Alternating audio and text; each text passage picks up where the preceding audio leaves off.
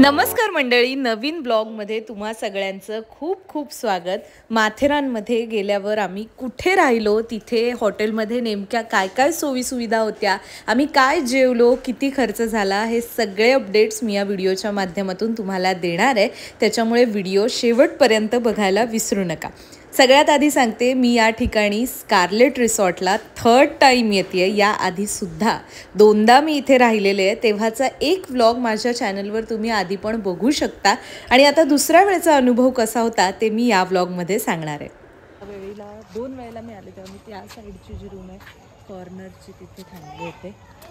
बघूया, आम्ही या ट्रिपमध्ये मी, माझी मम्मी, माझा भाऊ आणि आजी आम्ही असे चौघं गेलो होतो। फॅमिली ट्रिपसाठीच जायचं होतं पण पप्पांना जमलं नाही, त्याच्यामुळे आम्ही चौघं गेलो। चौघांच्या अनुषंगाने बेस्ट अशी रूम आम्हाला त्यांनी दिली होती।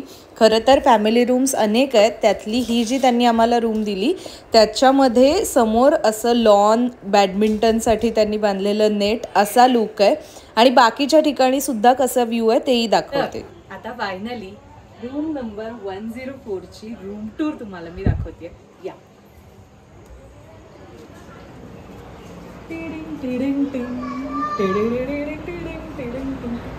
एंट्रन्स नंतर मध्ये ही छान अशी विंडोची स्पेस आहे। आत ये, इथे चप्पल वगैरे तुम्ही, ओले छत्र्या वगैरे असं सगळं ठेवू शकता। या बाजूला विंडो दाखवते। सगळ्यात आधी छान अशी लॉंग विंडो आहे। द व्ह्यू जो आपण आता बाहेरूनही बघितला। आणखी एक विंडो इथे आहे विच ओपन्स टू स्विमिंग पूल। हा इथून स्विमिंग पूलचा व्ह्यू आहे। त्याच्यानंतर मेन एरिया बेड्स, आम्ही आता 4 जण आहोत, म्हणजे मी, आजी, आई, साईश असे 4 जण आहोत। त्याच्यामुळे आम्ही ही फॅमिली रूम घेतली आहे। इथे 2 बेड्स अरेंज केलेत। हा ॲक्च्युली जो आहे तो सोफा कम बेड आहे, तर त्यांनी तो नीट आपण आपल्या रिक्वायरमेंट प्रमाणे मागू शकतो ते अरेंज करून देतात। की इथे बाकी मेन हा बेड, वरती तुम्ही बघू शकता फॅन आहे, AC आहे आणि गादी वगैरे कशी आहे आई बघ इकडे ह्याच्यात सांग कशी आहे गादी। तिथे 2 लॅम्प आहेत, बाजूला ड्रॉवर आहे, रिसेप्शनचा फोन आहे आणि इथे आहे TV युनिट आहे। आपल्याला इथे कॉम्प्लिमेंटरी काय काय मिळतं, केटल आहे, त्याच्यामध्ये म्हणजे तुम्ही कॉफी वगैरे बनवायची असेल, चहा बनवायचा असेल तर त्याच्यासाठी गरम पाणी, लहान मुलं वगैरे जर असतील तुमच्याकडे तर ते पटकन काय मिक्स वगैरे करून द्यायचं असेल तर त्याच्यासाठी पाण्याच्या सध्या 4 बॉटल्स मिळतात, पण त्याच्यानंतर म्हणजे त्याहून जास्त लागलं तर तुम्हाला इथून खरेदी करण्याचा ऑप्शन आहे। TV आहे, त्याच्यानंतर आला कार्ट मेन्यू पण आहे, म्हणजे हे मेन्यू कार्ड आहे त्याच्यामध्ये।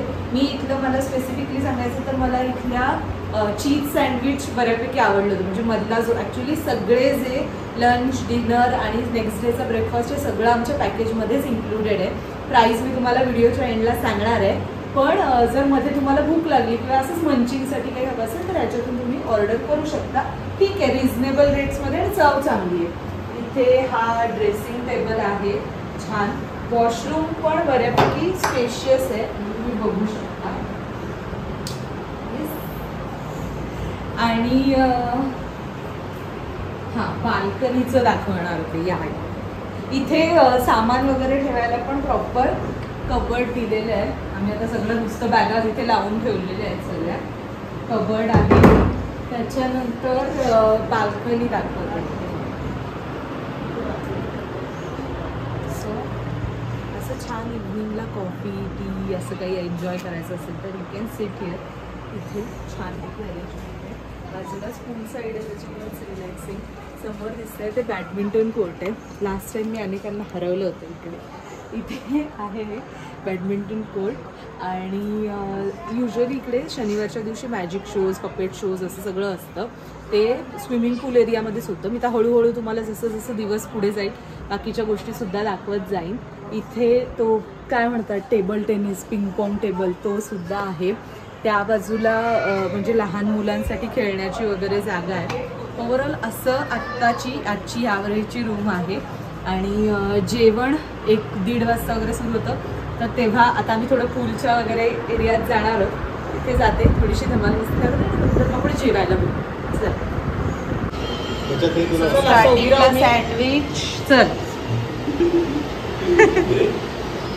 चांगलं आहे काय आणि ही कॉफी. चल मम्मी.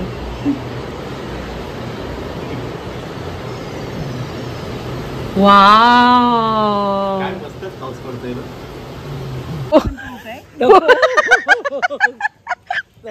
बस बस खाली बस. बेबी पूल आहे हा. हा बस आई बस. काय नाही बस. पडशी मम्मी काय करते.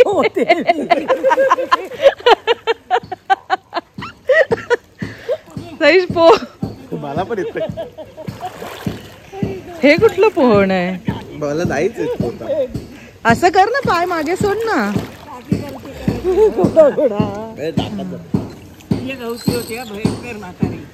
गप्प साई पोज व्हिडिओ मध्ये तुझी म्हातारी बितारी सांगू नकोस.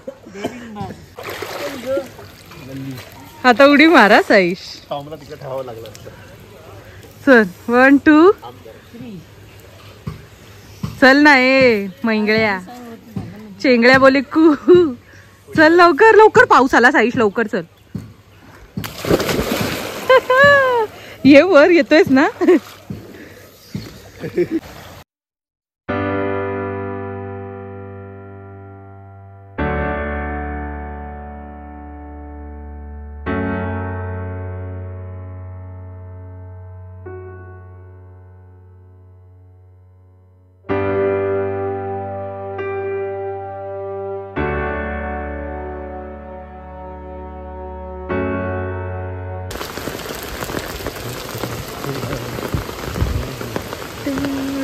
स्कारलेट हॉटेलची स्पेशालिटी सांगायची तर इथला मेन्यू.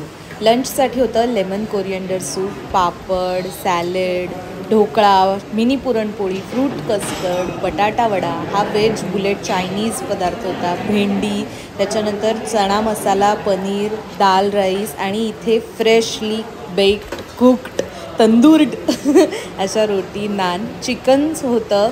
त्याच्यानंतर फ्राईड राईस वगैरे पण होता आणि दुपारी जेवण पचवायला ताक होतं. व्हेज नॉनव्हेज दोन्ही ऑप्शन्स आहेत आणि छान जेवून झाल्यावर दुपारी थोडा आराम केला, रेस्ट केली आणि संध्याकाळी आम्ही फिरायला निघालो. संध्याकाळी आम्ही माथेरानमधले कुठले कुठले पॉईंट्स कव्हर केले याचा वेगळा व्लॉग मी आधी चॅनलवर टाकला आहे. त्याच्यामुळे तुम्ही तो व्लॉग पाहिला नसेल तर आधी तो सुद्धा जाऊन पाहू शकता. हा व्हिडिओ आधी संपवा मग तो बघा. परत फिरून आल्यावरती आम्ही संध्याकाळी पोचलो स्कारलेटला आणि मग तिथे आयोजित केला होता हा पपेट शो. एरवी इथे मॅजिक शो, पपेट शो होत असतात. पपेट असं म्हणजे प्रत्यक्ष मी पहिल्यांदाच बघितलं. हे जे इथे आहेत ना ते वेगवेगळ्या डान्सवरती ते पपेट्सचे डान्स असे त्यांनी बसवलेत. सॉंग्स आहेत. सॉंग्स असल्यामुळे मी इथे तसेच्या तसे दाखवणार नाही, कॉपीराईट येईल.